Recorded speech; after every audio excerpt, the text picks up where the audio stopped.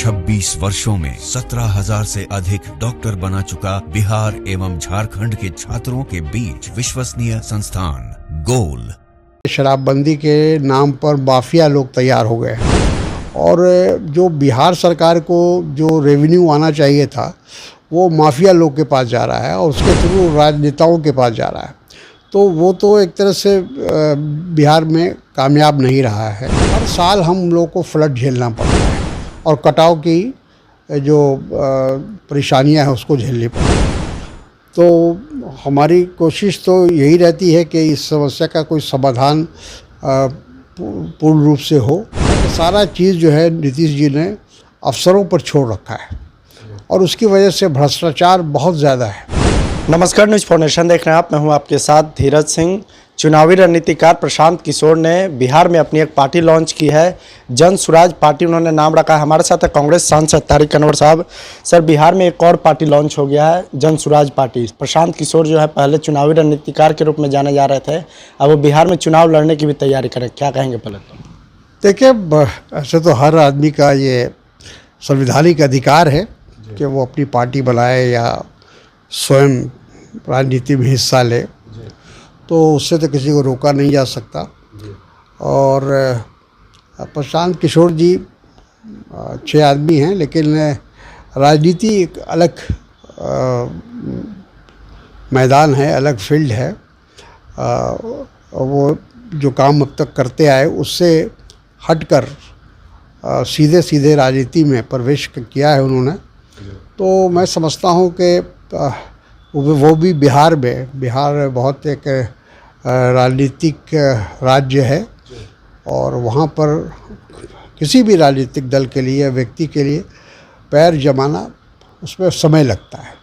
उन्होंने पहला कार्यवाहक अध्यक्ष एक दलित को बनाया है। उनका दावा है कि दलित जो कार्यकारी अध्यक्ष है उस तरह से आगे बढ़ेंगे। ठीक है, किसी को भी बना सकते हैं। अब ये तो उनका अपना, जैसा मैंने कहा कि जब उन्होंने राजनीतिक दल बनाया है तो उसका अध्यक्ष कौन रहेगा इसका फैसला तो उसी दल के लोग करेंगे।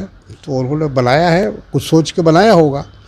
लेकिन जैसा मैंने कहा कि किसी भी राजनीतिक दल को, बिहार हो या कोई दूसरा राज्य हो, वो अपनी ज़मीन तैयार करने में काफ़ी समय लगेगा। एक सवाल है सर कि उन्होंने पार्टी लॉन्च करते ही कहा कि शराबबंदी जो बिहार में इसमें प्रभावी है उसको समाप्त करेंगे और शिक्षा पे पैसा खर्च करेंगे। क्या आपको लगता है कि बिहार से शराबबंदी समाप्त होनी चाहिए? देखिए, एक तरह से तो ये बात सही है कि शराबबंदी फेल हो चुका है। बिहार में शराबबंदी के नाम पर माफिया लोग तैयार हो गए हैं और जो बिहार सरकार को जो रेवेन्यू आना चाहिए था वो माफिया लोग के पास जा रहा है और उसके थ्रू राजनेताओं के पास जा रहा है। तो वो तो एक तरह से बिहार में कामयाब नहीं रहा है और जहाँ तक वो उनकी नीति हो सकती है, वो अपना आगे का जो उनका कार्यक्रम है उसमें उसको शामिल किया उन्होंने कि हम अगर सत्ता में आएंगे तो हम नशाबंदी ख़त्म कर देंगे। तो ठीक है, ये उनका अपना फैसला है, उनकी पार्टी का फैसला है।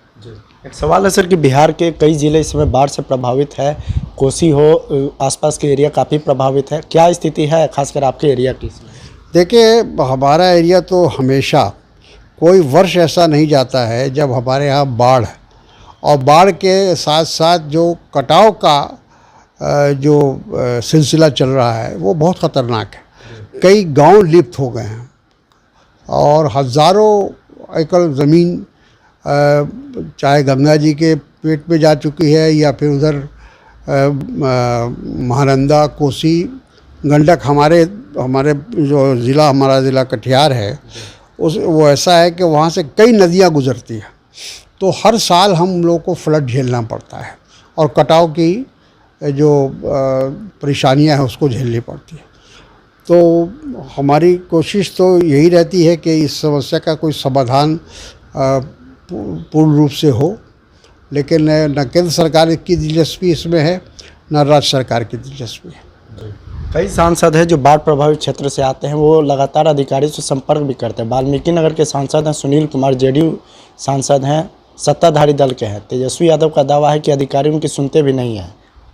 देखिए, बिहार में जब से नीतीश जी आए हैं तब से लगातार जो है वो अफसरशाही बढ़ती चली जा रही है और लगता ही नहीं है कि वहाँ कोई लोकतांत्रिक सरकार है और मंत्री मंडल का कोई उसमें प्रभाव है। तो ऐसा लगता है कि सारा चीज़ जो है नीतीश जी ने अफसरों पर छोड़ रखा है और उसकी वजह से भ्रष्टाचार बहुत ज़्यादा है।